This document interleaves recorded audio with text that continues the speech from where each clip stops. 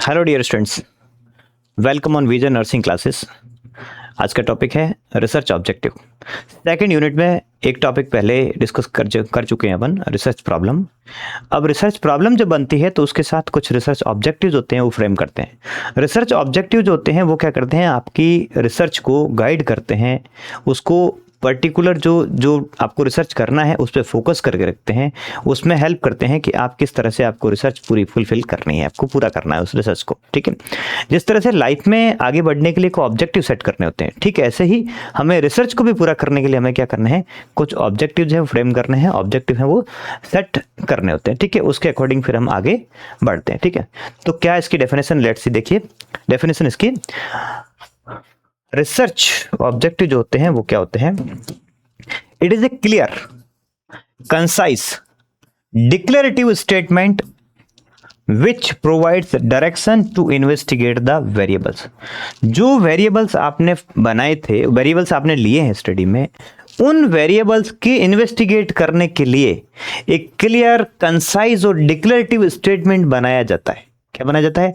Clear, concise, छोटे छोटे statements होते हैं वो फ्रेम किए जाते हैं, और वो क्या करते हैं, डायरेक्शन प्रोवाइड करते हैं टू इन्वेस्टिगेट द वेरिएबल्स, उस वेरिएबल्स को इन्वेस्टिगेट करने के लिए। एक एग्जांपल के तौर पे आपको रिसर्च से बियॉन्ड जाके बताता हूँ। जैसे आप निमोनिया की स्टडी कर रहे हैं, ठीक है, निमोनिया टॉपिक को, तो ओवरऑल जो ऑब्जेक्टिव होता है, एक ब्रॉड ऑब्जेक्टिव होता है, वो क्या होता है, to study, to know about the pneumonia. ठीक है, निमोनिया डिजीज कंडीशन है, उसके बारे में जानना। ठीक है, लेकिन उसके स्पेसिफिक ऑब्जेक्टिव जो छोटे छोटे बनाओगे तो आपको क्या क्या पता करना है निमोनिया में, है ना, to define the pneumonia, to find out the causes of the pneumonia, है ना, to know the sign and symptom of pneumonia.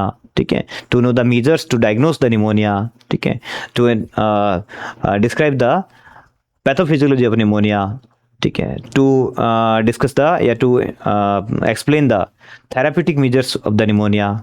ठीक है, to identify the nursing diagnosis of the pneumonia. ये क्या हो गई, छोटी छोटी चीजें होगी, तो वो आपने गाइड कर दिया आपको कि आपको निमोनिया में क्या क्या पढ़ना है। ठीक है, ऐसे ही जब रिसर्च करते हो आप, रिसर्च प्रॉब्लम जब बनेगी तो उसमें भी क्या बनते हैं, कुछ ऑब्जेक्टिव्स बनते हैं कि उस ऑब्जेक्टिव बेस पे हम आगे बढ़ते हैं कि ये चीजें हमें करनी है उस रिसर्च में। ठीक है, तो ऐसे ही जब कोई क्लियर, कंसाइज और डिक्लेरेटिव सेंटेंस का मतलब होता है वो असर्टिव टाइप ऑफ सेंटेंस होते हैं, पॉजिटिव सेंटेंस होते हैं कि हमें ये करना है। उसमें क्वेश्चनेबल, जो इंटरोगेटिव नहीं होता है, उसमें किसी एक्सक्लेमेटरी नहीं होता है, उसमें जो सेंटेंस होता है वो डिक्लेरेटिव होता है, असर्टिव टाइप ऑफ सेंटेंस होता है, और सीधा डायरेक्शन होता है कि हमें ये चीज करनी है। ठीक है, तो ये जो क्या होते हैं, रिसर्च ऑब्जेक्टिव होते हैं, clear, concise and declare statement which provide direction to investigate the variables is called research objective. ठीक है,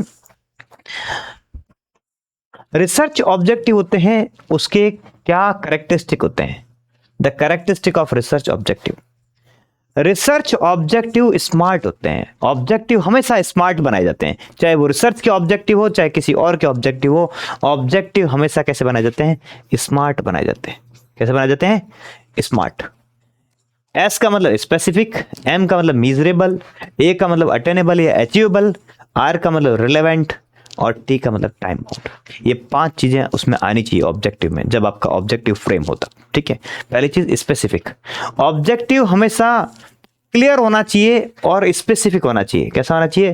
क्लियर, डिफाइंड होना चाहिए, क्लियर होना चाहिए, डिफाइंड होना चाहिए और स्पेसिफिक होना चाहिए। आप बिल्कुल उसमें कि ये चीज करनी है, ये चीज नहीं करनी है, ऐसी चीज क्लियरिटी होनी चाहिए उसके अंदर। ठीक है, देन मेजरेबल, ऑब्जेक्टिव को मेजर करना पॉसिबल होना चाहिए।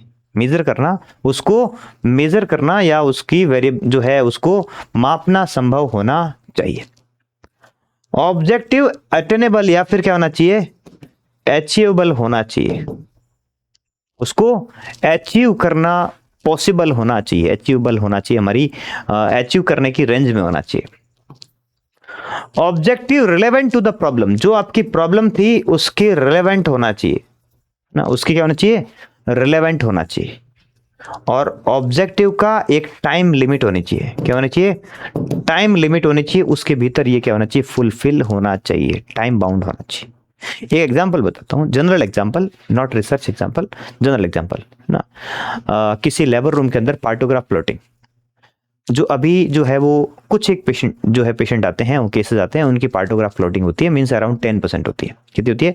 10% ऐसे केस होते हैं इनकी पार्टोग्राफ जो होता है वो भरा जाता है, तो इसका पार्टोग्राफ नहीं भरा जाता। ठीक है, तो हमारा ऑब्जेक्टिव ये था कि लेबर रूम की क्वालिटी इंप्रूव करने के लिए हमें क्या करना है, जो पार्टोग्राफ प्लॉटिंग है ना, स्पेसिफिक। ठीक है, लेबर रूम की क्वालिटी इंप्रूव कर रही है, लेकिन लेबर रूम की क्वालिटी में बहुत सारी चीजें की स्पेसिफिक। लेबर रूम की क्वालिटी में एक पार्टोग्राफ प्लॉटिंग पर जोर दे रहे हैं, बात कर रहे हैं specific.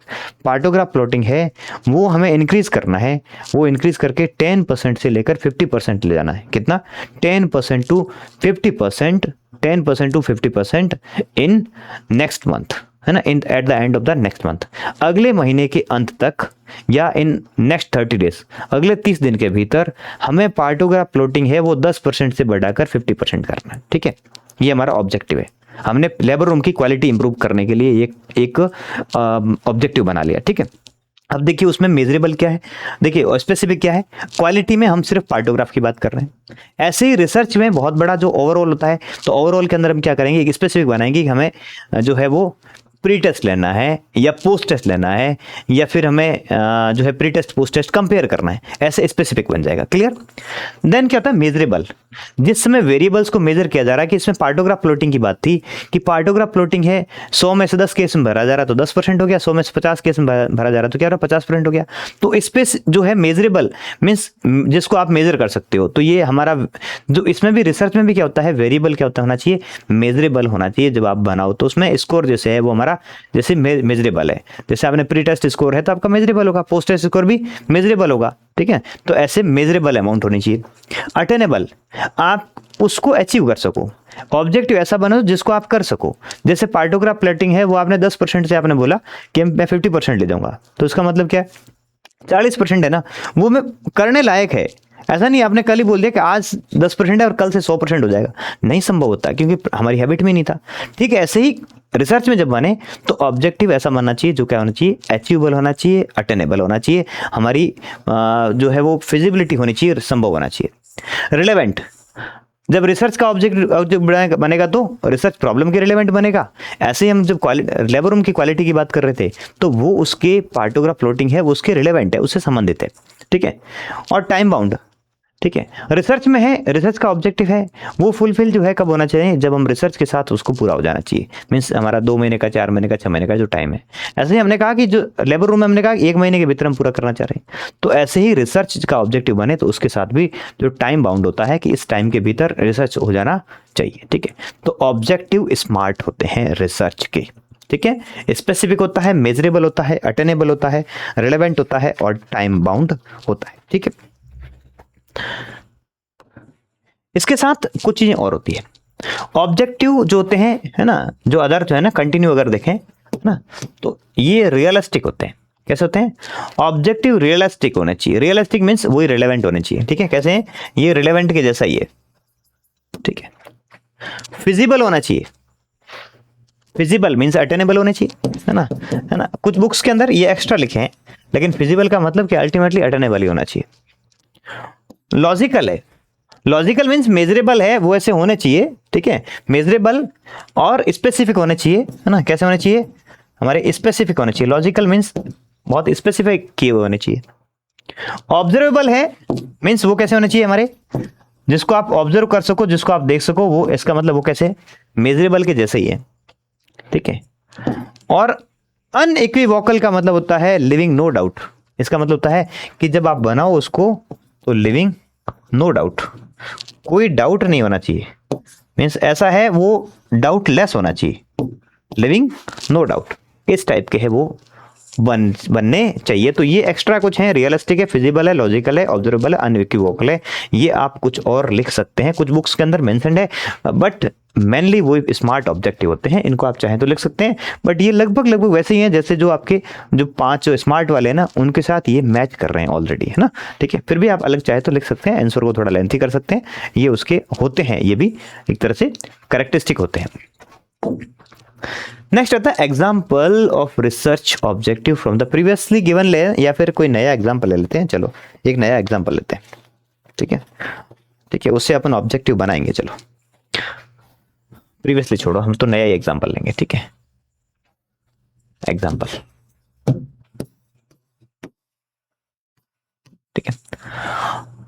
A study to assess the knowledge and attitude. देखिए कंप्लीट एग्जाम्पल लेते हैं, और यहां से आपको यह भी ध्यान रखना है कि जो प्रॉब्लम स्टेटमेंट कैसे बन रहा है। A study to assess knowledge and attitude regarding organ donation. Knowledge and attitude regarding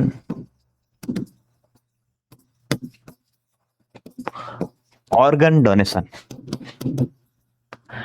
among college level students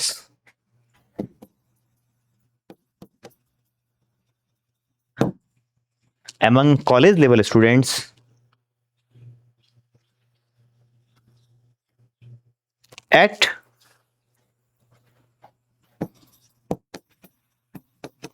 selected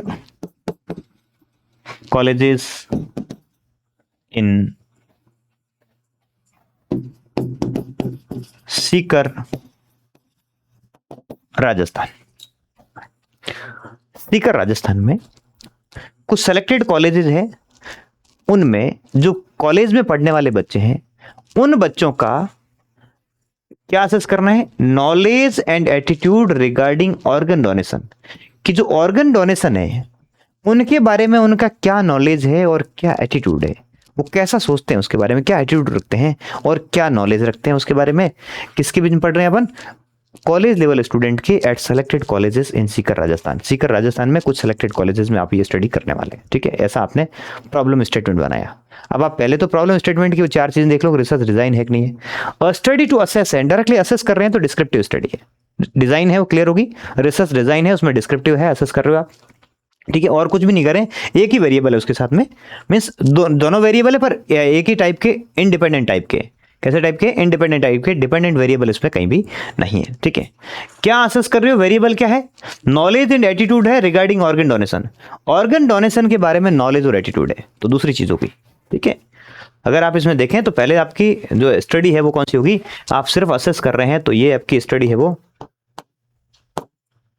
ना, स्टडी है वो आपकी डिस्क्रिप्टिव स्टडी होगी। दूसरा आप क्या कर रहे हैं, उसमें जो है नॉलेज और एटीट्यूड देख रहे हैं।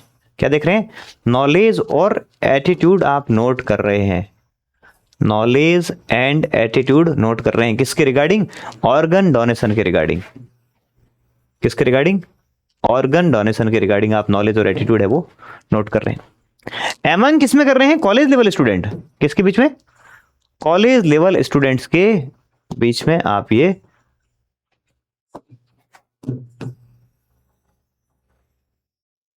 ठीक है, किसके बीच में, कॉलेज लेवल स्टूडेंट्स।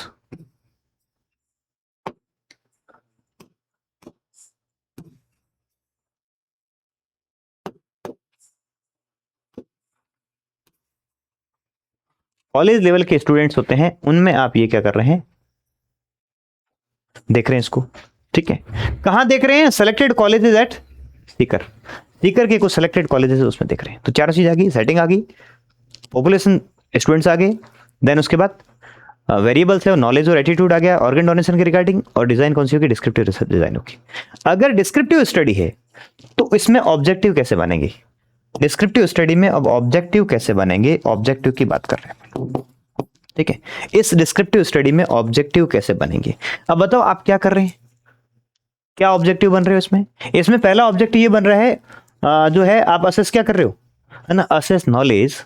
क्या असेस कर रहे हो, पहला ऑब्जेक्टिव क्या बन रहा है, टू असेस नॉलेज। क्या कर रहा है, टू असेस नॉलेज। किसके रिगार्डिंग, पहले आप क्या काम कर रहे हो, मतलब क्या क्या करने वाले हो, assess knowledge regarding organ donation. किसके रिगार्डिंग, ऑर्गन डोनेशन के रिगार्डिंग। किसमें, एमंग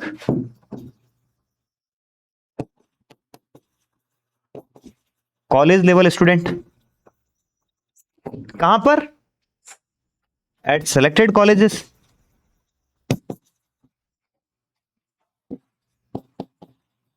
इन सीकर राजस्थान। ये पहला ऑब्जेक्टिव बन गया आपका। क्या बन गया? आप नॉलेज असेस करेंगे उन बच्चों में ऑर्गन डोनेशन के रिगार्डिंग। दूसरा आप क्या करोगे? नॉलेज के बाद आपको क्या असेस करना है? एटीट्यूड असेस करना है। क्या करना है? तो दूसरा आपका ऑब्जेक्टिव क्या बन जाएगा? ऑब्जेक्टिव दूसरा क्या बन जाएगा? टू असेस एटीट्यूड रिगार्डिंग, किसके रिगार्डिंग? ऑर्गन डोनेशन एमंग किसमें? Students, college level students. कहां पर? At selected colleges Sikar Rajasthan. ऐसे बन गया दूसरा। तीसरा आप क्या करोगे? इन दोनों को कंपेयर करोगे ना, इन दोनों का कंपैरिजन भी करोगे, टू फाइंड एसोसिएशन भी देखोगे, है ना। इनका एसोसिएशन किन किन के साथ? इनका एसोसिएशन है नॉलेज को क्या चीज प्रभावित कर रही है, कौन सी चीज है वो नॉलेज को प्रभावित कर रही है, टू फाइंड आउट एसोसिएशन। ठीक है, एक चीज और देख लो पहले, नॉलेज और इनका आपस में क्या एसोसिएशन है, नॉलेज और एटीट्यूड का, टू फाइंड आउट एसोसिएशन किसके बीच में? Between knowledge and attitude. किसके बीच में एसोसिएशन देखोगे आप? फिर दोनों, पहले एक नॉलेज पता कर लिया, फिर एटीट्यूड पता कर लिया, फिर उसके बाद क्या करोगे? नॉलेज और जो एटीट्यूड है उनके दोनों के बीच में क्या देखोगे? एसोसिएशन देखोगे। रिगार्डिंग किसके? ये किसके रिगार्डिंग है? रिगार्डिंग आपके ऑर्गन डोनेशन, और एमंग किसमें है? आपके कॉलेज लेवल स्टूडेंट्स। ठीक है, एट सीकर राजस्थान। ठीक है, बन गया स्टेटमेंट दूसरा। अब नॉलेज है वो सबका एक जैसा नहीं होगा ना, नॉलेज भी तो किसी चीज से प्रभावित होगा, ये भी आपको चेक करना है। नॉलेज उनके जो सोशियो डेमोग्राफिक वेरिएबल्स है उनसे प्रभावित होता है। किसे होता है? सोशियो डेमोग्राफिक मींस उसकी जो बैकग्राउंड होता है उससे प्रभावित होता है, और ऐसे कैसे एटीट्यूड भी उससे प्रभावित होता है।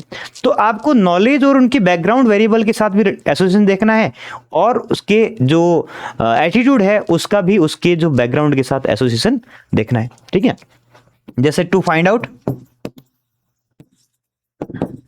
एसोसिएशन बिटवीन नॉलेज, नॉलेज किसके regarding? Knowledge regarding organ donation and their selected socio-demographic variable, selected socio-demographic variable। जो आप सोशियो डेमोग्राफिक वेरिएबल सेलेक्ट करोगे उनके साथ इनका क्या एसोसिएशन है। ठीक है, किसका? नॉलेज का। एक तो नॉलेज जो ऑर्गन डोनेशन के रिगार्डिंग नॉलेज है उसका, और उनके सेलेक्टेड सोशियो डेमोग्राफिक वेरिएबल है उनका आपस में क्या एसोसिएशन है, क्या संबंध है। ये भी आपका ऑब्जेक्टिव बनेगा स्टडी को करने के लिए। ऐसे कैसे क्या बन जाएगा? नेक्स्ट टू जो फाइंड आउट एसोसिएशन किसका? To find out association between attitude regarding organ donation and their selected socio demographic variables. ठीक है, among college level students at Sikar Rajasthan या सेलेक्टेड कॉलेजेस सीकर राजस्थान। ऐसा पूरा स्टेटमेंट आपका बन जाएगा। क्लियर है? तो 5 स्टेटमेंट बन गए, 5 ऑब्जेक्टिव बन गए। ठीक है, कौन कौन से, है ना। ये आपका फिर है ना फाइंड आउट एसोसिएशन का बन जाएगा। ये find out association between attitude, अब रिगार्डिंग से कंटिन्यू रहेगा, एटीट्यूड रिगार्डिंग ऑर्गन डोनेशन। ठीक है, ये वापस कंटिन्यू बन जाएगा, attitude regarding organ donation and their selected socio demographic variables, है ना, एमंग कॉलेज लेवल स्टूडेंट्स। ठीक है, among college level students at Sikar Rajasthan. ठीक है, तो ऐसा कैसा वापस नए वाले में बन जाएगा। ठीक है, तो इसके 5 ऑब्जेक्टिव बन गए। क्या क्या बना? To assess the knowledge regarding organ donation, to assess the attitude regarding organ donation, to find out the association between knowledge and attitude regarding organ donation, to find out association between knowledge and their selected socio-demographic variables, to find out association between attitude and their selected socio-demographic variables। ठीक है, तो ये 5 objective ऐसे बन गए एक study के साथ। अब ये आपकी स्टडी को गाइड करेंगे। वैसे वैसे इन ऑब्जेक्टिव को फुलफिल करने के लिए आपको स्टडी करनी है। ठीक है, अगर ये ऑब्जेक्टिव फुलफिल होते हैं तो हमारी, जब ये हो जाएंगे 5, तो हमारी स्टडी कंप्लीट हो जाएगी। ठीक है, तो इस तरह से आप क्या बनाएंगे, ये एक डिस्क्रिप्टिव स्टडी थी, उसके आपने क्या बना लिया, आपके ऑब्जेक्टिव थे वो आपने फ्रेम कर लिए। ठीक है, ऐसे अगर कोई एक्सपेरिमेंटल स्टडी है ना, क्या करनी है, कोई अगर एक्सपेरिमेंटल स्टडी है तो उसके क्या बनेंगे, है ना। अगर कोई एक्सपेरिमेंटल स्टडी, देखिए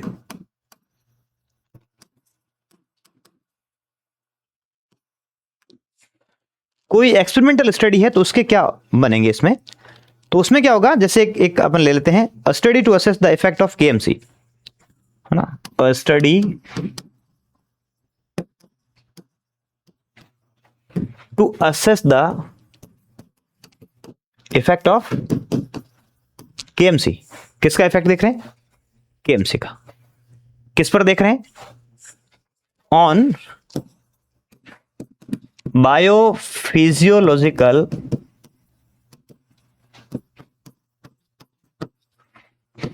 parameter, on biophysiological parameter among preterm babies, among preterm babies at Jekyll on Jaipur, at Jekyll on Hospital,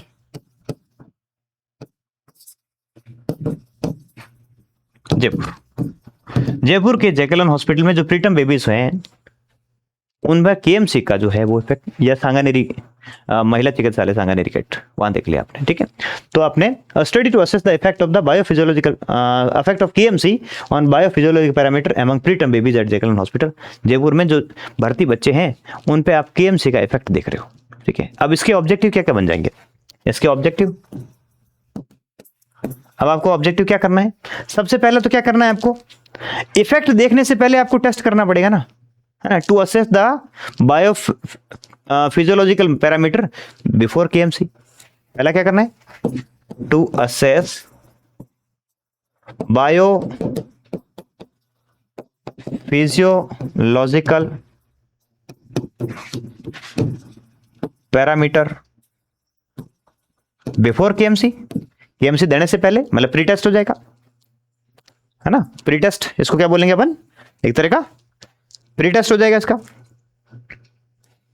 ठीक है। दूसरा, फिर क्या दोगे, उसके बाद क्या दोगे, अगला ऑब्जेक्टिव क्या होगा, टू जो होगा आप केएमसी दोगे, और केएमसी देने के बाद आप क्या देखोगे, दूसरा इफेक्ट देखोगे, है ना उसका, है ना, to assess biophysiological parameter after KMC. इसके बीच में आपको क्या देनी पड़ेगी, केएमसी देनी पड़ेगी, तभी तो केएमसी के बाद का इफेक्ट देख पाओगे, ठीक है। तो ये हो गया। अब आपने बिफोर और आफ्टर, ये आपका क्या हो गया, प्री टेस्ट हो गया, क्या हो गया, ये आपका प्री टेस्ट हो गया, प्री टेस्ट स्कोर हो गया।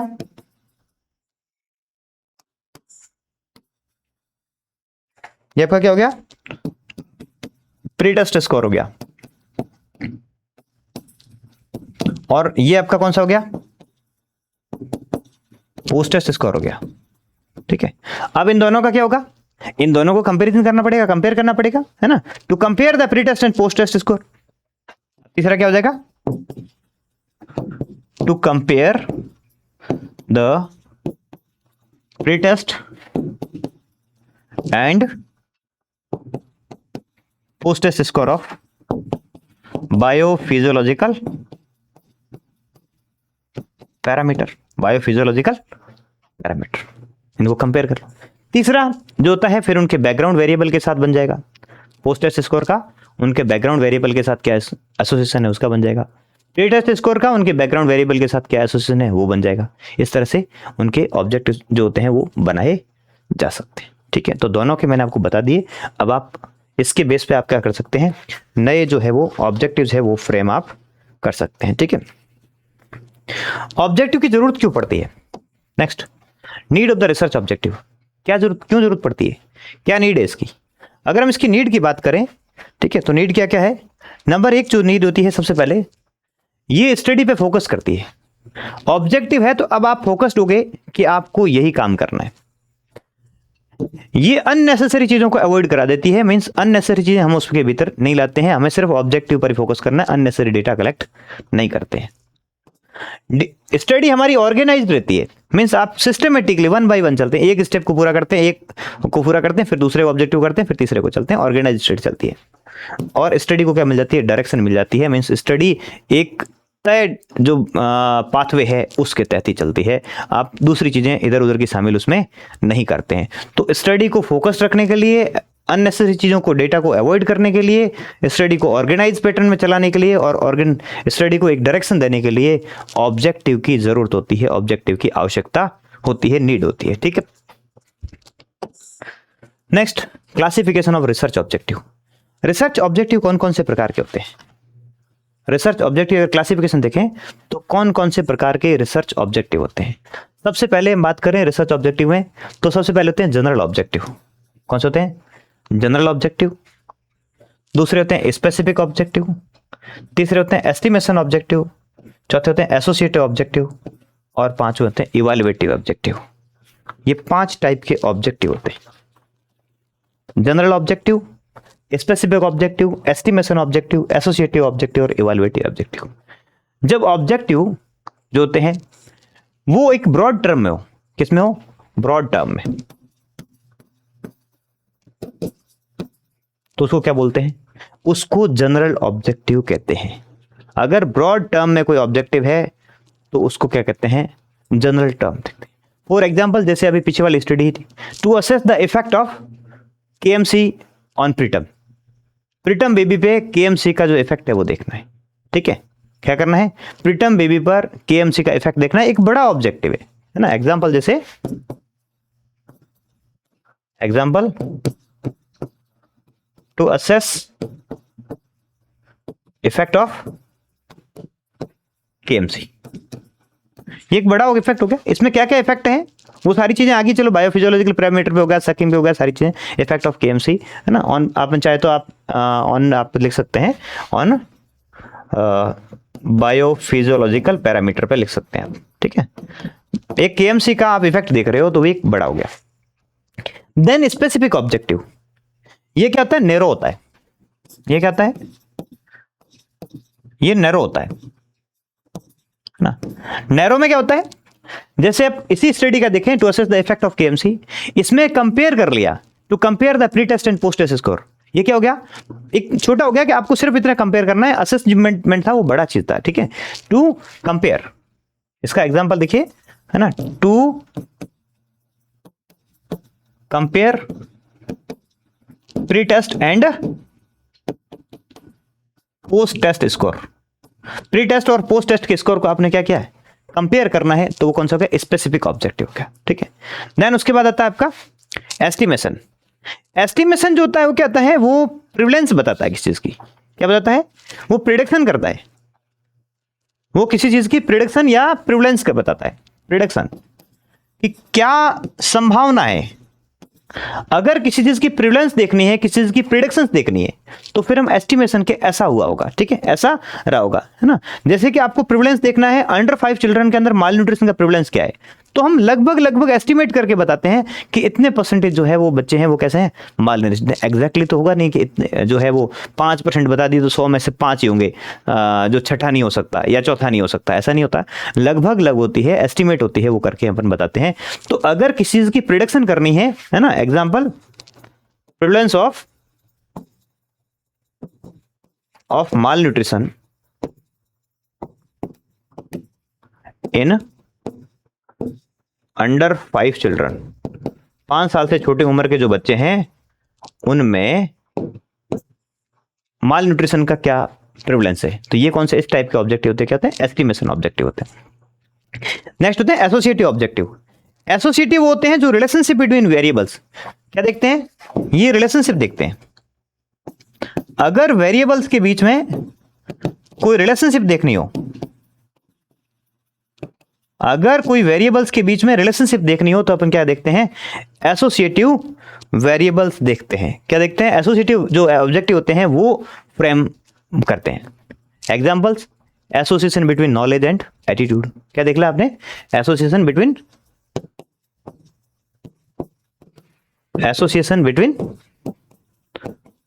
Knowledge and attitude. नॉलेज और एटीट्यूड के बीच में अगर आप देख रहे हैं,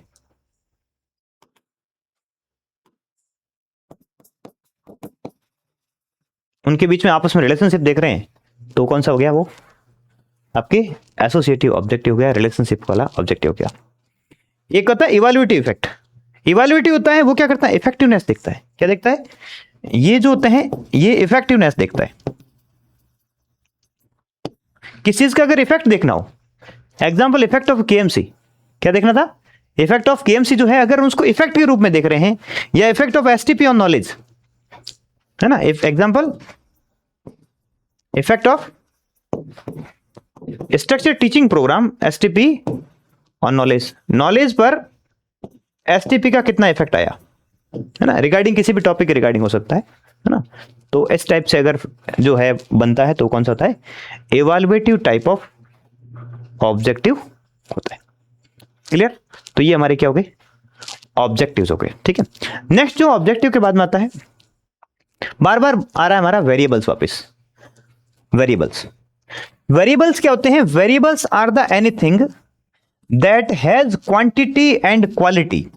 वेरिएबल्स वो चीज होती हैं जिनमें क्या होती है, क्वांटिटी और क्वालिटी होती है। दैट वेरीज, जो क्या करती है, वेरी करती है। पहले अपन टर्मिनोलॉजी के साथ देख चुके हैं कि ऐसे मेजरेबल कैरेक्टरिस्टिक या एट्रीब्यूट्स जिनकी क्वांटिटी क्या करती है, वेरी करती है, वो उनकी जो डिग्री होती है वो क्या करती है, वेरी करती है, पर्सन टू पर्सन चेंज होती रहती है, तो वो क्या कहलाती है, वेरिएबल्स कहलाती है। या फिर variables are the qualities, properties और द कैरेक्टरिस्टिक्स। क्या है, कोई क्वालिटीज है, प्रॉपर्टीज है, characteristic of a person, things और सिचुएशंस की, दैट चेंज और वेरीज, जो क्या करती है, बदलती है या फिर वेरी करती है, विभिन्नताएं आती है उसके भीतर, तो क्या कहलाती है, वो वेरिएबल कहलाती है। ठीक है, तो ऐसा कैरेक्टरिस्टिक, ऐसा एट्रीब्यूट जो क्या करता है, परिवर्तनशील है, जो चेंज होता रहता है, वो क्या कहलाता है, वेरिएबल्स कहलाता है। ऐसी परिवर्तनशील जो कंडीशन है वो क्या कहलाती है, वेरिएबल कहलाती है। ठीक है, नेक्स्ट,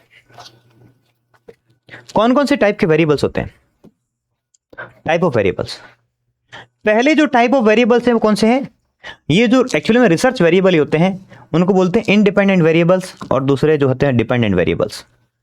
इंडिपेंडेंट और डिपेंडेंट वेरिएबल्स। इंडिपेंडेंट वेरिएबल्स वो होते हैं जो क्या होते हैं, प्रिडिक्टर वेरिएबल होते हैं या कॉज होते हैं। क्या होते हैं, कॉज होते हैं, कारण बनते हैं।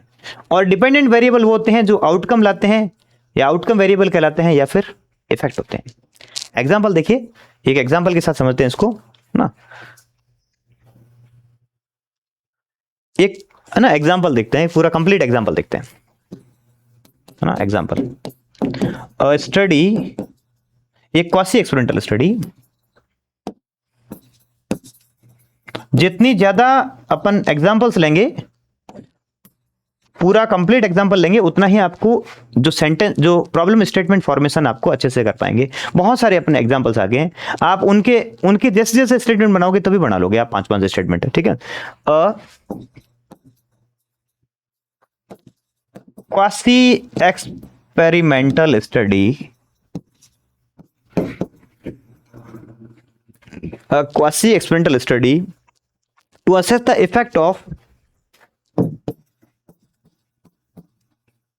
assess the effect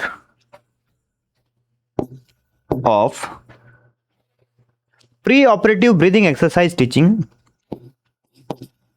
pre-operative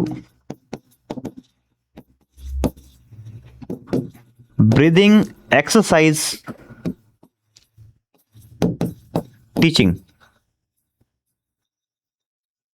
pre-operative breathing exercise teaching, a quasi experimental study to assess the effect of, किसका इफेक्ट देख रहे हैं, जो है pre operative breathing exercise teaching. Operation से पहले ब्रीदिंग एक्सरसाइज बताई जा रही है, सिखाई जा रही है, टीचिंग की जा रही है, उसका इफेक्ट देख रहे हैं किस पर, on the prevention of post operative respiratory complication, on the prevention of post operative respiratory complication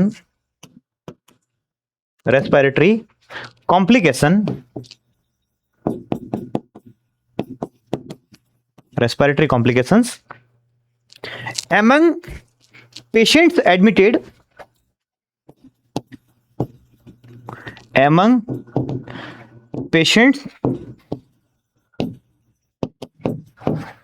admitted in surgical ICU of SMS hospital Jaipur. SMS hospital Jaipur के सर्जिकल आईसीयू में जो सर्जरी के बाद वाले मरीज, जो भर्ती मरीज है, उन मरीज में आप ये देख रहे हो कि जिन मरीजों को पहले ऑपरेशन से पहले अगर ब्रीदिंग एक्सरसाइज की टीचिंग दे दी गई है तो उनमें जो है पोस्ट ऑपरेटिव कॉम्प्लिकेशंस की रेट क्या है, इन दोनों का कोई आपस में लिंक है या नहीं, इन दोनों का एसोसिएट इफेक्ट है या नहीं है। जिनको टीचिंग दी उनमें पोस्ट ऑपरेटिवली रेस्पिरेटरी कॉम्प्लिकेशन कितनी रही और जिनमें नहीं दी उनमें पोस्ट ऑपरेटिव जो है वो रेस्पिरेटरी कॉम्प्लिकेशन कितनी रही। ठीक है, दोनों चीज जो है अपन इसमें कंपेयर कर रहे हैं। तो इसमें देखो आप कौन सी चीज किस पे निर्भर है। यहां आप देखिए कौन सी चीज किस पे डिपेंडेंट है, कौन सी चीज डिपेंड हो रही है। देखिए एक चीज, पहली चीज तो ये देखो कि उसमें जो ये स्टेटमेंट पूरा है कि नहीं है। ये स्टेटमेंट देखो क्वासी एक्सपेरिमेंटल स्टडी है, पहले बता दिया। ठीक है, क्लियर है। वेरिएबल्स इसमें बता दिया, pre operative breathing exercise teaching है और पोस्ट ऑपरेटिव कॉम्प्लिकेशन है। दो वेरिएबल्स आ गए, एक तो pre operative breathing exercise teaching और दूसरा पोस्ट ऑपरेटिव रेस्पिरेटरी कॉम्प्लिकेशंस, दो वेरिएबल्स आ गए। ठीक है, तीसरा इसके अंदर पॉपुलेशन कौन है, patients admitted in surgical ICU, जो सर्जरी वाले पेशेंट जो सर्जिकल आईसीयू में भर्ती है, और साइट क्या है उसकी, जो SMS हॉस्पिटल जयपुर। सेटिंग जो है वो चारों चीज आ गई। ठीक है, अब इसमें देखिए, अब इसमें दो वेरिएबल आए, इसमें वेरिएबल दो आए। एक तो वेरिएबल कौन सा आया, pre operative breathing exercise teaching, ये वेरिएबल है एक। तो pre operative breathing exercise teaching क्या है, एक वेरिएबल हो गया। दूसरा वेरिएबल क्या आ रहा है इसके अंदर, वेरिएबल आ रहा है इसमें कॉम्प्लिकेशंस। कौन सी complication, respiratory complication, post operative respiratory complications, post operative respiratory complications. दूसरा वेरिएबल आ गया, दो चीज। अब आप बताओ कौन सा किस पे डिपेंड है, कॉज कौन सा है। सबसे पहले अगर आप ब्रीदिंग एक्सरसाइज देते हो तो पोस्ट ऑपरेटिव कॉम्प्लिकेशंस कम हो जाएगी। अगर आप ब्रीदिंग एक्सरसाइज टीचिंग नहीं देते हो प्री ऑपरेटिवली तो पोस्ट ऑपरेटिव कॉम्प्लिकेशन रेट है वो बढ़ी हुई। ठीक है, ये आपने इफेक्ट में देखा। तो कौन किस पे डिपेंड कर रहा है कि जो रेस्पिरेटरी कॉम्प्लिकेशंस है वो ब्रीदिंग एक्सरसाइज पे डिपेंड कर रही है। मींस ब्रीदिंग एक्सरसाइज की टीचिंग पहले दे दी तो रेस्पिरेटरी कॉम्प्लिकेशंस कम हो गई। तो डिपेंड कौन कर रहा है, कॉम्प्लिकेशंस। इंडिपेंडेंट कौन है, ब्रीदिंग एक्सरसाइज की टीचिंग, ब्रीदिंग एक्सरसाइज। ठीक है, तो आपने जो पहले दे दिया वो क्या है, उसका कॉज है। ठीक है, जो आपने पहले इंडिपेंडेंट है तो इसमें क्या है, प्री ऑपरेटिव जो breathing exercise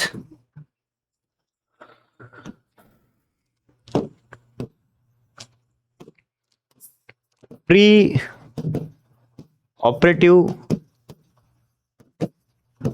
breathing exercise teaching है, वो क्या है, वो आपका इंडिपेंडेंट वेरिएबल है, कॉज है। ठीक है, दूसरा क्या आपका डिपेंडेंट वेरिएबल, डिपेंडेंट क्या है, पोस्ट ऑपरेटिव रेस्पिरेटरी कॉम्प्लिकेशन। क्या है, पोस्ट ऑप रेस्पिरेटरी कॉम्प्लिकेशन, जो वो क्या है आपका डिपेंडेंट वेरिएबल है।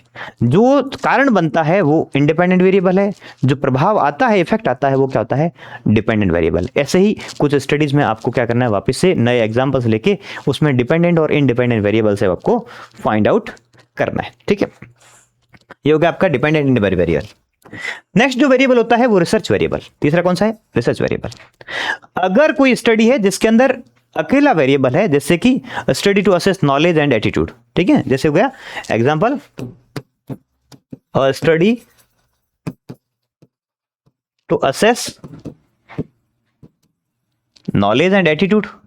अब इसमें वेरिएबल तो दो है, लेकिन कोई किस पे निर्भर है क्या, दोनों एक दूसरे पे निर्भर नहीं है। ठीक है, आप असेस कर रहे हो सिर्फ। अगर वो डिस्क्रिप्टिव टाइप स्टडी होती है, क्या होती है, डिस्क्रिप्टिव टाइप स्टडी होती है, डिस्क्रिप्टिव स्टडी होती है, नॉन एक्सपेरिमेंटल स्टडी होती है, तो फिर उसमें क्या होता है, सिर्फ और सिर्फ एक ही टाइप के इंडिपेंडेंट वेरिएबल होते हैं। कौन से होते हैं, इंडिपेंडेंट वेरिएबल होते हैं, और उन इंडिपेंडेंट वेरिएबल को अपन क्या बोलते हैं, रिसर्च वेरिएबल कहते हैं। ठीक है, जब डिस्क्रिप्टिव या फिर नॉन एक्सपेरिमेंटल स्टडी या जो हमारी ऑब्जर्वेशनल स्टडी होती है तो उसके अंदर एक ही टाइप के वेरिएबल होते हैं, उसको कहते हैं रिसर्च वेरिएबल। ठीक है, नेक्स्ट होते हैं सोशियो डेमोग्राफिक वेरिएबल्स। ये वो होते हैं जो बैकग्राउंड वेरिएबल होते हैं। ये क्या होते हैं? ये वो वेरिएबल्स होते हैं जो बैकग्राउंड वेरिएबल्स होते हैं। मींस जो हमारा पॉपुलेशन जो है, हमारा सैंपल जो है,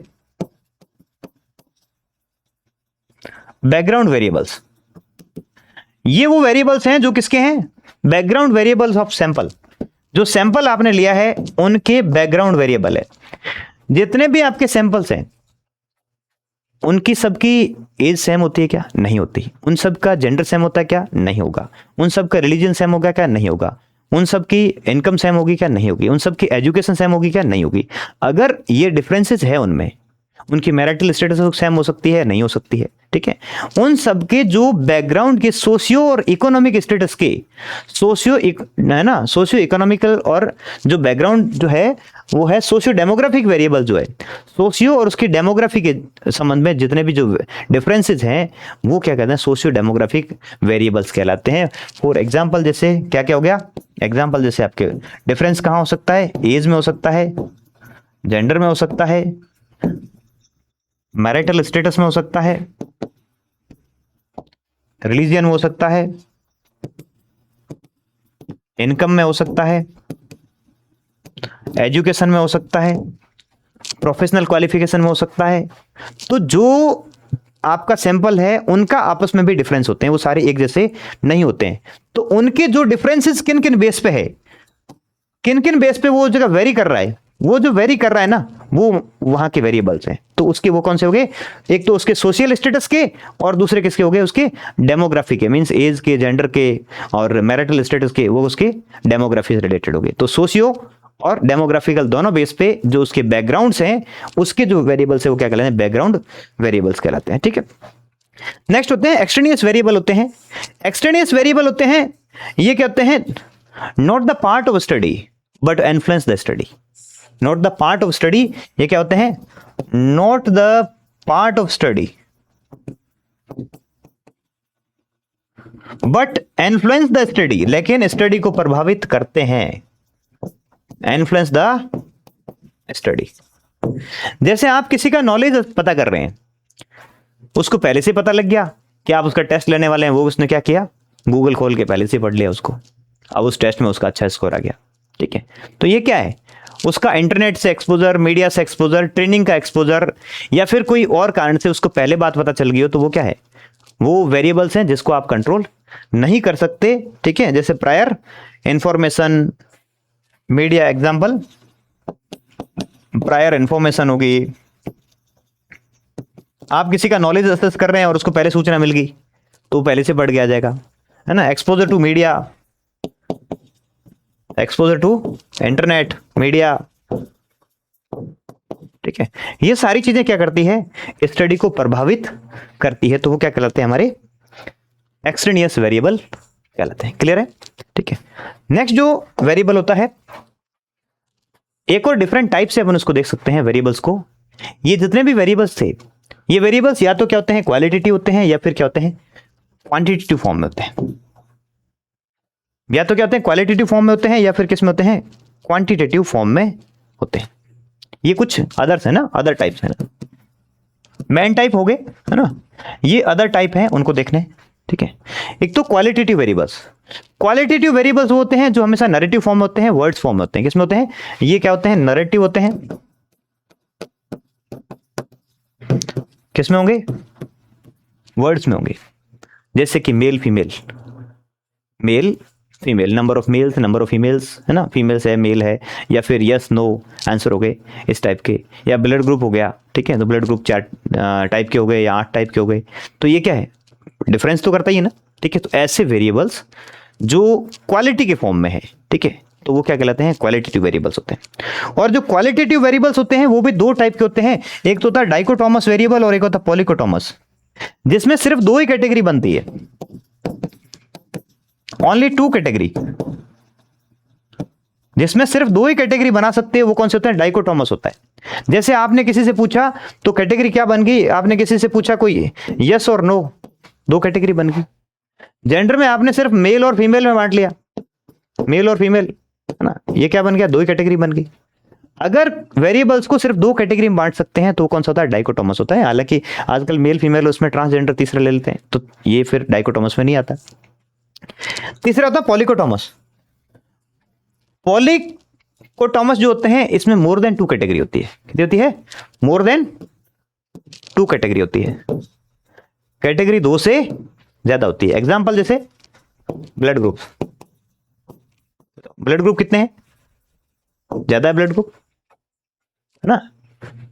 ब्लड ग्रुप अगर ए बी और ओ के साथ देखें तो 4 हैं, उसमें नेगेटिव पॉजिटिव देखें तो 8 है, ठीक है। कुछ और डिफरेंट टाइप के ग्रुप्स हैं, ठीक है। तो ब्लड ग्रुप होता है जिसमें 2 से ज्यादा कैटेगरी बन जाती है, तो फिर वो क्या होता है? वो पॉलीकोटोमस होता है, ठीक है।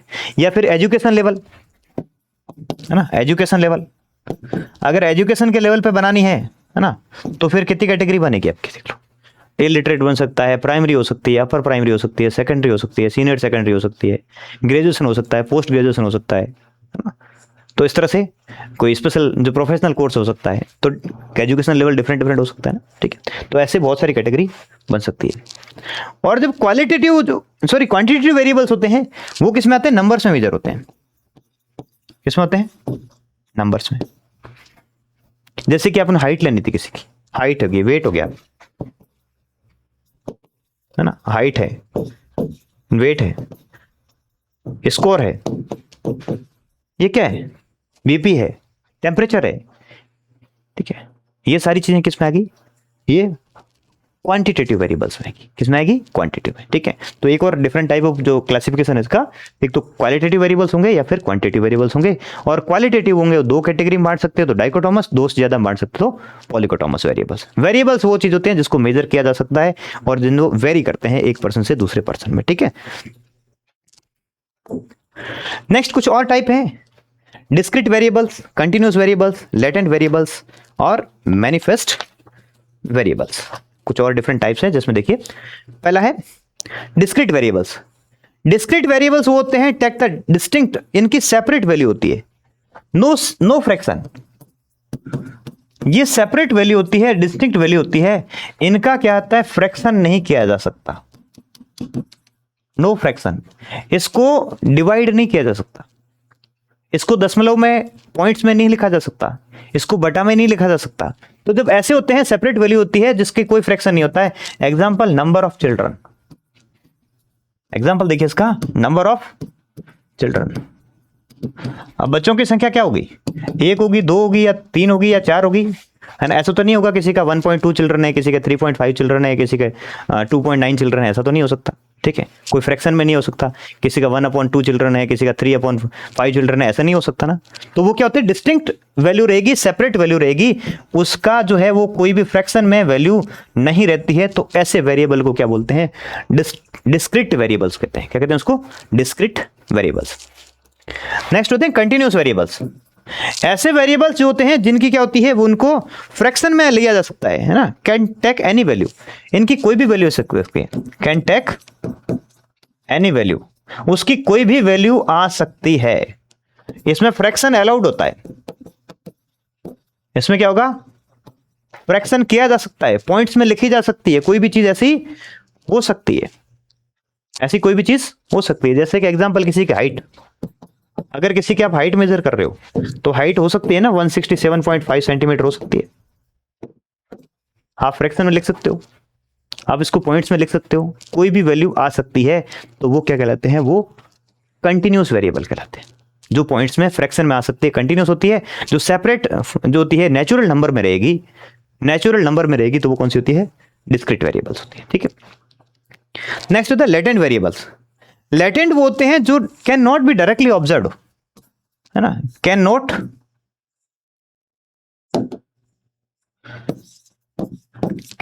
B directly observe.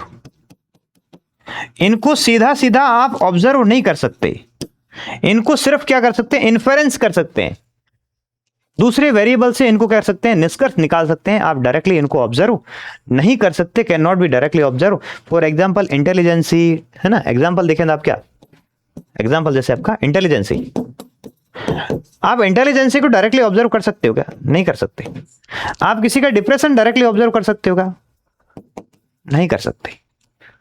ठीक है, तो ऐसे वेरिएबल जिनको आप डायरेक्टली ऑब्जर्व नहीं कर सकते, दूसरे वेरिएबल से आपको इन्फरेंसेस निकालना पड़ता है, निष्कर्ष निकालना पड़ता है। आप किसी का एटीट्यूड डायरेक्टली ऑब्जर्व नहीं कर सकते, आप किसी का एटीट्यूड भी डायरेक्टली ऑब्जर्व नहीं कर सकते, आप उसके इंटेलिजेंट कितना ये नहीं बता सकते आप, ठीक है।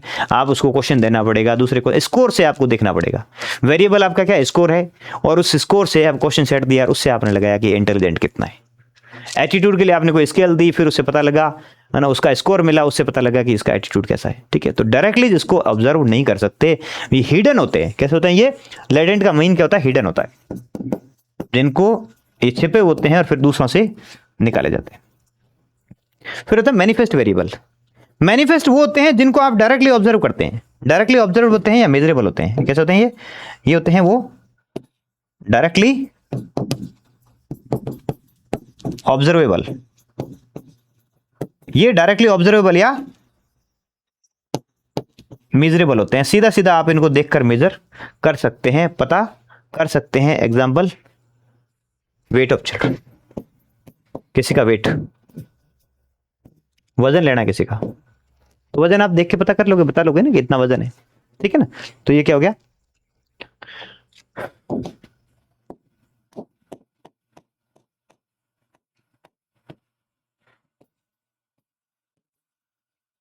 Wait, okay. तो ये क्या हो गया? वेरिएबल्स हो गए टाइप इसके, ठीक है। तो वेरिएबल्स क्लियर हो गए। तो कौन कौन से वेरिएबल्स है, एक बार एक क्विक रिवीजन कर लेते हैं वापस से। देखो, अगर एक्सपेरिमेंटल स्टडी है तो उसमें इंडिपेंडेंट और डिपेंडेंट होंगे। डिपेंडेंट वेरिएबल्स होते हैं जो कॉज कारण बनते हैं, और इंडिपेंडेंट वेरिएबल होते हैं जो कॉज कारण बनते हैं, और डिपेंडेंट वो होते हैं जिन पर असर पड़ता है, इफेक्ट पड़ता है इनका, ठीक है। जो परिणाम होते हैं वो डिपेंडेंट वेरिएबल्स होते हैं, ठीक है। रिसर्च वेरिएबल वो होते हैं जो डिस्क्रिप्टिव स्टडी या ऑब्जर्वेशनल स्टडी में होते हैं, सिंगल वेरिएबल होता है। डबल मींस सिंगल ज्यादा होता है लेकिन उसका किसी पे प्रभाव नहीं होता है, वो इंडिपेंडेंट टाइप के होते हैं। सोशियो डेमोग्राफिक वो होते हैं जो बैकग्राउंड वेरिएबल्स होते हैं उन पॉपुलेशन के सैंपल के। एक्सटेंडियस वेरिएबल होते हैं जो हमारी स्टडी में नहीं होते हैं, स्टडी का पार्ट नहीं होते हैं, लेकिन फिर भी स्टडी को प्रभावित करते हैं। इनको कन्फाउंडिंग वेरिएबल्स भी बोलते हैं। क्या बोलते हैं इनको? कन्फाउंडिंग वेरिएबल्स भी बोला जाता है, ठीक है। नेक्स्ट, क्वालिटेटिव वेरिएबल्स वो होते हैं जो क्या होते हैं, जो नैरेटिव फॉर्म में होते हैं, और उनकी अगर दो कैटेगरी बनती है तो डाइकोटोमस, दो से ज्यादा बनती है तो पॉलीकोटोमस। और क्वांटिटेटिव वेरिएबल्स वो होते हैं जो किसमें आते हैं, वो नंबर्स के अंदर आते हैं। और ये क्वांटिटेटिव वाले हैं, इनको भी अगर देखें तो डिस्क्रीट होते हैं, कंटिन्यूस होते हैं। कैसे होते हैं? डिस्क्रीट टाइप के होते हैं और कंटिन्यूस टाइप के होते हैं। डिस्क्रीट वो होते हैं जिनकी सेपरेट वैल्यू होती है, और कंटिन्यूस वो होते हैं वो जो क्या होते हैं, जिनकी फ्रैक्शन अलाउड होता है, ठीक है। तो ये कौन से हैं? ये आपके क्वांटिटेटिव वेरिएबल्स है। कौन सा है ये? क्वांटिटेटिव वेरिएबल है, ठीक है। फिर आपके कौन से है? लेटेंट और मैनिफेस्ट, ठीक है। लेटेंट और मैनिफेस्ट दिखने के हिसाब से, नहीं दिखने के हिसाब से, ठीक है। ये एक और कैटेगरी है। अगर वो दिखते नहीं है तो वो कौन से? लेटेंट है, और अगर वो डायरेक्टली ऑब्जर्व होते हैं तो कौन से? वो मैनिफेस्ट है, ठीक है। तो ये डिफरेंसेस था, है ना। लेटेंट वो जो दिखते हैं, मैनिफेस्ट जो नहीं दिखते हैं। क्वांटिटेटिव में दो टाइप के हो गए, डिस्क्रीट और कंटिन्यूस हो गए, और क्वालिटेटिव भी दो टाइप के हो गए, डाइकोटोमस और पॉलीकोटोमस हो गए, ठीक है। Next, type of study on basis of variable. Variable के बेसिस पे स्टडी किस किस टाइप की होती है? वेरिएबल के बेसिस पे देखें, अगर सिंगल वेरिएबल है तो उसको बोलते हैं यूनिवेरिएट। अगर टू वेरिएबल है तो इसको बोलते हैं बाईवेरिएट, और इसमें अगर मोर देन टू वेरिएबल है तो इसको बोलते हैं मल्टीवेरिएट स्टडी, ठीक है। स्टडी के प्रॉब्लम स्टेटमेंट को आप देखकर बता सकते हैं कि अगर एक वेरिएबल है तो वो यूनिवेरिएट, दो वेरिएबल है तो बाईवेरिएट, और दो से ज्यादा है तो वो मल्टीवेरिएट टाइप ऑफ स्टडी होती है, ठीक है। चलो नेक्स्ट, अब आपके आ गया प्रॉब्लम स्टेटमेंट, और अब आपको ये आपके लिए प्रैक्टिस क्वेश्चन है। क्या करना है इसको? प्रैक्टिस क्वेश्चन है। ये प्रैक्टिस क्वेश्चन है आपका। प्रॉब्लम स्टेटमेंट देखिए, a study to evaluate the effectiveness of a structure teaching program. Structure teaching program का आपको इफेक्टिवनेस देखनी है regarding psycho active substance, regarding knowledge, regarding, यहां एक एड ऑन कर लेना, regarding knowledge of psychoactive substance abuse among adolescent in selected senior secondary schools at Barmer, Rajasthan. ठीक है, a study to evaluate the effectiveness of a structured teaching program regarding knowledge of किसका, psycho active substance abuse, psycho active substance abuse के बारे में knowledge किसके बीच में, adolescent के बीच में, senior secondary schools at Barmer Rajasthan के, ठीक है, कहाँ पर है। तो अब इसमें आपको क्या क्या पता करना है, इसमें एक आइडेंटिफाई वेरिएबल से पहले आपको क्या करना है, आइडेंटिफाई क्या करना है आपको, identify 4 component of problem statement. जो प्रॉब्लम स्टेटमेंट के जो 4 कंपोनेंट थे ना, वो पता करने पहली चीज कि चारों कंपोनेंट कौन कौन से हैं। उसके बाद इसमें वेरिएबल कौन कौन से हैं, किस किस टाइप के वेरिएबल्स हैं, ठीक है। और उसके बाद इसके ऑब्जेक्टिव बनाने हैं आपको, इसके बाद क्या बनाने, इसके ऑब्जेक्टिव्स आपको फ्रेम करने, ठीक है। तो इस क्वेश्चन के आपको, इस प्रॉब्लम स्टेटमेंट के ये तीनों चीजें आपके लिए होमवर्क है, असाइनमेंट के तौर पे आपको करना है। अगर आप प्रैक्टिस के तौर पे इसको करते हैं तो फिर सीख जाएंगे, अगर आप एक को करते हैं तो फिर आप क्या करिए, ये आपकी जैसी स्टडी है तो दूसरा इसके जैसे 1-2 और स्टेटमेंट बनाइए। जो आप स्टेटमेंट बनाओगे, पीछे हमने बहुत सारे डिस्क्रिप्टिव स्टडी के और एक्सपेरिमेंटल स्टडी के दोनों के जो ऑब्जेक्टिव फ्रेम करके देखे थे, ठीक है। तो दोनों टाइप के, ठीक है, तो यहाँ अपन ने देखे थे दोनों टाइप के, है ना, ऑब्जेक्टिव जो फ्रेम करके देखे थे आपने, ठीक है ना। ये देखिए, ये एक्सपेरिमेंटल स्टडी का फ्रेम करके देखा था, और इस तरह से ये आपने यहाँ था वो डिस्क्रिप्टिव स्टडी का फ्रेम करके देखा था। दोनों स्टडी का हमने फ्रेम करके देखे, तो दोनों टाइप के एग्जांपल्स हैं। वैसे आप प्रॉब्लम स्टेटमेंट खुद बनाइएगा, वो सारी चीज़ें देखिएगा, उसमें सारे कंपोनेंट आ रहे हैं कि नहीं आ रहे। उसके बाद क्या कीजिए, उसका वेरिएबल्स आइडेंटिफाई कीजिए, उसके ऑब्जेक्टिव फ्रेम करके देखिए, ठीक है। जब आप रिसर्च प्रोजेक्ट बनाएंगे तो उसमें ये बहुत यूजफुल होंगे। आप प्रॉब्लम स्टेटमेंट अच्छे से बनाना सीख जाओ और उसके ऑब्जेक्टिव फ्रेम करना सीख जाओ। उसके बाद नेक्स्ट क्लास में अपन हाइपोथेसिस बनाना सीख जाएंगे, तो फिर बहुत कुछ मतलब आप वहाँ से जो है ना बिगिनिंग बहुत अच्छे से कर लोगे। जब ये चीज़ें आप समझ जाओगे ना कि मुझे करना क्या है, ऑब्जेक्टिव क्यों बनाने हैं, हाइपोथेसिस क्यों करना है, ये जब बनाना सीख जाओगे, और तो आपको स्टडी गाइड आपकी मिल जाएगी, स्टडी का गाइडेंस आपको मिल जाएगा, आप करना क्या चाह रहे हो, आप जाना कहाँ चाह रहे हो। तो ये बहुत बेसिक चीज़ है, ये जब बेसिक आपका अच्छा होगा तो फिर आप अच्छे से इसको कवर कर लेंगे, ठीक है। So thank you very much.